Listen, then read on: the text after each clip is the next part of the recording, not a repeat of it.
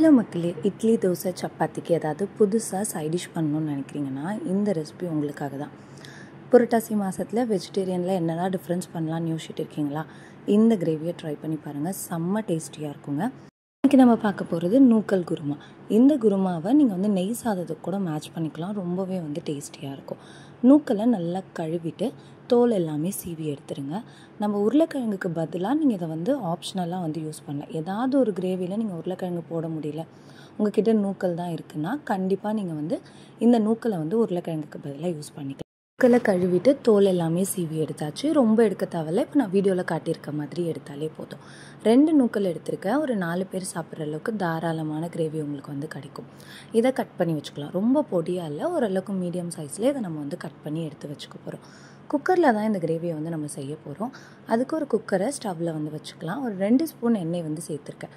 எண்ணெய்க்கு பதிலாக நெய்யில் கூட நீங்கள் செய்யலாம். எண்ணெய் நல்லா சூடானதுக்கப்புறமா ஒரு ஸ்பூன் நிறையா சோம்பு, பட்டை, கிராம்பு, ஒரே ஒரு கல்பாசி இது எல்லாமே சேர்த்துக்கோங்க. ரொம்ப ஜாஸ்தியாக பட்டை கிராம்பெல்லாம் சேர்க்க தேவையில்ல. இப்போ நம்ம வீடியோவில் காட்டுற அளவுக்கு ரொம்ப சின்ன சின்ன பீசஸ் சேர்த்தாலே போதும். சேர்த்து இது நல்லாவே பொரியட்டும். ஒரு 2 வெங்காயத்தை கட் பண்ணி சேர்த்துக்கோங்க. மீடியம் சைஸில் கட் பண்ணியிருக்கேன். வெங்காயம் சேர்த்துக்கலாம். வெங்காயம் சேர்த்து நல்லா கண்ணாடி பதம் வரணுங்க. இந்த கிரேவியை பொறுத்த வரைக்கும் வெங்காயமும் நூக்கலும் தான் கொஞ்சம் ஜாஸ்தியாக இருக்கணும். தக்காளி ரொம்ப ரொம்ப கம்மியான அளவு தான் சேர்த்துக்க போகிறோம். இதில் நான் ஃப்ரெஷ்ஷான பச்சை பட்டாணி சேர்த்துருக்கேன். உங்ககிட்ட ஃப்ரெஷ்ஷான பச்சை பட்டாணி இல்லைன்னா பச்சை பட்டாணியை நைட்டே ஊற வச்சு வேக வச்சு நீங்கள் தனியாக எடுத்து வச்சுக்கோங்க. ஏன்னா இதில் நம்ம ஒரே ஒரு விசில் விட்டு தான் வேக வைக்க போகிறோன்றதுனால பச்சை பட்டாணி ஊறி அப்படியே சேர்த்துருந்தா வேகாது. தனியாக வேக வச்சு எடுத்து வச்சுக்கோங்க. இப்போ நம்மளுடைய வெங்காயம் நல்லா வதங்கிடுச்சு, கண்ணாடி பதம் வரணும். வெங்காயம் கண்ணாடி பதம் வந்ததுக்கப்புறமா இதில் ஒரு ஸ்பூன் இஞ்சி பூண்டு விழுதை சேர்த்துக்கோங்க. இஞ்சி பூண்டு விழுது சேர்த்துட்டு அதையுமே ஒரு தடவை நல்லா வதக்கி விட்டுக்கோங்க. இஞ்சி பூண்டு விழுது சேர்த்ததுக்கப்புறமா தக்காளி, ஒரு பாதி தக்காளியை விதைகள் எல்லாமே எடுத்துகிட்டு கட் பண்ணி சேர்த்துருக்கேன். தக்காளி ரொம்ப ஜாஸ்தியாக சேர்க்கக்கூடாது. நீங்கள் எந்த குருமா செய்கிறதா இருந்தாலுமே தக்காளி ரொம்ப கம்மியான அளவு சேருங்க. அந்த புளிப்பு டேஸ்ட் இல்லைன்னா தான் உங்களுக்கு அந்த குருமா ரொம்பவே டேஸ்டியாக இருக்கும். பட்டாணி இல்லை அப்படின்னா பட்டாணியை ஸ்கிப் பண்ணிடலாம். ஆனால் நீங்கள் பட்டாணி போட்டு வைக்கிறப்ப நம்ம காலிஃப்ளவர் குருமா வைப்போம் இல்லைங்களா, அந்த ஃப்ளேவர் உங்களுக்கு இந்த கிரேவிலையுமே கிடைக்கும். தக்காளி சேர்த்துட்டு அதையுமே வதக்கி விட்டுக்கோங்க. இப்போ நம்ம கட் பண்ணி வச்சுருக்க 2 நூக்கலை சேர்த்துக்க போகிறோம். இப்போ நான் வீடியோவில் காட்டியிருக்க சைஸில் கட் பண்ணிக்கோங்க. நூக்கல் சேர்த்ததுக்கப்புறமா இது கூடவே அந்த பச்சை பட்டாணியை சேர்த்துக்க போகிறோம். சேர்த்துட்டு ஒரு 2லேருந்து 3 நிமிஷம் நல்லா வதக்கி விட்டுக்கோங்க.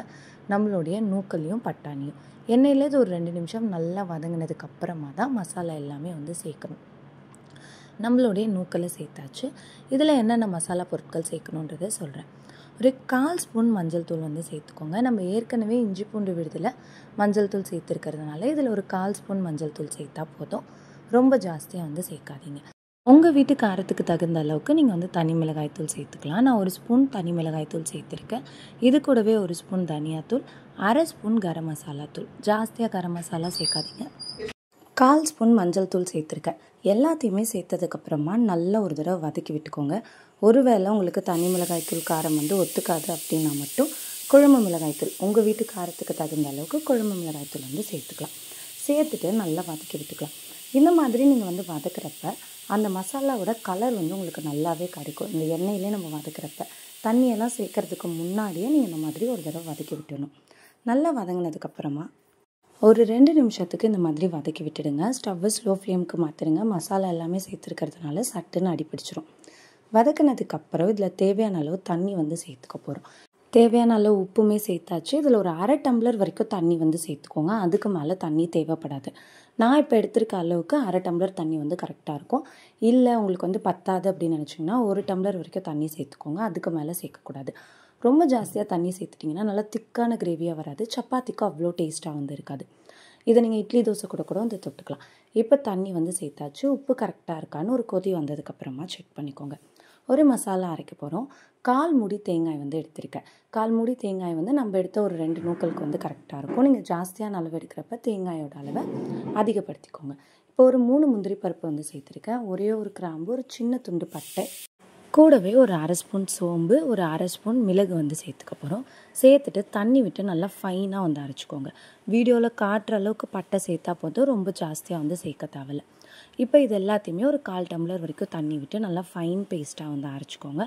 நம்ம இப்போ குக்கரில் வச்ச நூக்கல் மசாலாவில் எண்ணெய் பிரிஞ்சு வந்துருச்சு பாருங்கள். இப்போ நல்லா எண்ணெய் பிரிஞ்சு வந்திருக்கு. நூக்கலுமே ஒரு 3/4 பதம் வந்து வெந்துருச்சு.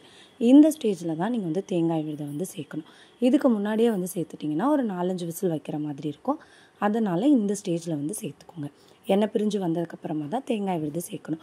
தண்ணி பாருங்கள், நம்ம ரொம்ப ஜாஸ்தியாக சேர்க்கலை. இந்த அளவுக்கு சேர்த்தா தான் உங்களுக்கு கிரேவி நல்லா திக்காக வந்துருக்கும், டேஸ்டியாகவுமே இருக்கும். இப்போ உப்பு காரம் வந்து செக் பண்ணிக்கோங்க. பத்தலைன்னா உப்பு காரம் சேர்த்துக்கலாம். சேர்த்துட்டு குக்கரை மூடி வச்சுருங்க. மூடி கரெக்டாக ஒரே ஒரு விசில் வந்ததுக்கப்புறமா ப்ரெஷர் எல்லாமே அடங்கட்டும். அதுக்கப்புறமா நீங்கள் குக்கரை வந்து ஓப்பன் பண்ணுங்கள். நம்மளுடைய நூக்கல் நல்லா வெந்திருக்கும். இப்போ பாருங்கள், நல்லா எண்ணெய் பிரிஞ்சு திக்கான நூக்கல் கிரேவி வந்து ரெடி ஆகிடுச்சு. கொத்தமல்லி தழை இருந்துச்சுன்னா கைப்பிடி நிறையா பொடியாக நறுக்கிட்டு, காம்பு இல்லாமல் கொத்தமல்லி மட்டும் நறுக்கிட்டு அதை வந்து தூவிக்கலாம். தூவிட்டு இறக்குங்க. உப்பு காரம் இப்போ செக் பண்ணிக்கோங்க. பத்தலைன்னா இந்த ஸ்டேஜில் கூட நீங்கள் வந்து சேர்த்துக்கலாம். கண்டிப்பாக இந்த நூக்கல் கிரேவியை ட்ரை பண்ணி பாருங்கள். இட்லி, தோசை, சப்பாத்தி, தயிர் சாதத்து கூட ரொம்பவே டேஸ்டியாக இருக்குங்க. கண்டிப்பாக இந்த கிரேவியை ட்ரை பண்ணி பாருங்கள். உருளைக்கிழங்கு, காலிஃப்ளவர்லேயுமே இதே மசாலா வச்சு நீங்கள் ட்ரை பண்ணி பார்த்தீங்கன்னா டேஸ்ட் ரொம்ப சூப்பராக இருக்கும். இந்த வீடியோ உங்களுக்கு பிடிச்சிருக்கும்னு நினைக்கிறேன். வீடியோ பிடிச்சிருந்துச்சுன்னா லைக் பண்ணுங்கள், ஷேர் பண்ணுங்கள். மறக்காமல் நம்ம சேனலுக்கு சப்ஸ்கிரைப் பண்ணிவிடுங்க. பக்கத்தில் இருக்க பெல் ஐக்கானில் ஆல் என்ற ஆப்ஷனை சூஸ் பண்ணிக்கோங்க. அப்போ தான் நம்ம சேனலில் போடுற எல்லா வீடியோஸும் நோட்டிஃபிகேஷனாக வரும். இந்த வீடியோ பார்க்குறதுக்கு உங்களோட வேல்யூபிளான டைமை ஸ்பெண்ட் பண்ணதுக்கு தேங்க்யூ.